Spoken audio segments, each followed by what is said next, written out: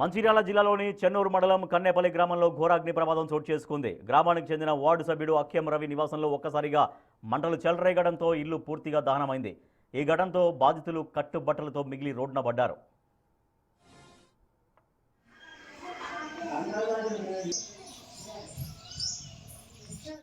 ఇంట్లోని విద్యుత్ వైర్లలో short circuit ఏర్పడమే ఈ ప్రమాదానికి కారణమని భావిస్తున్నారు. మంటలు ఒక్కసారిగా చెలరేగడంతో క్షణాల్లో ఇల్లంతా వ్యాపించాయి. మంటల ధాటికి ఇంట్లోని టీవీ, ఫర్నిచర్, కూలర్, బట్టలు, విలువైన సర్టిఫికెట్లు, గృహోపకరణాలు పూర్తిగా కాలి బూడిదైపోయాయి.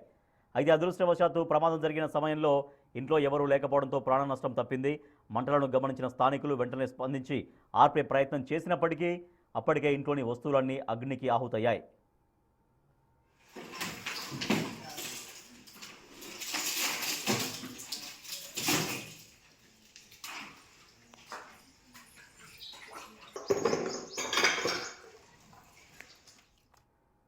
జీవితాంతం కష్టపడి కూడబెట్టుకున్న సంపాదన, పిల్లల చదువుకు సంబంధించిన సర్టిఫికెట్లు కళ్ల ముందే బూడిద కావడంతో బాధితులు బోరున విలపించారు.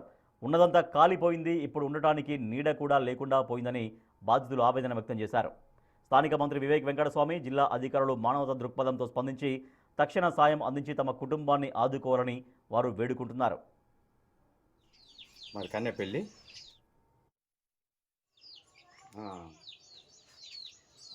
మధ్యాహ్నం నేను మేకలకి వెళ్ళిపోయినా మా వాళ్ళు ఫంక్షన్ కాడ వేళ్ళు మధ్యాహ్నం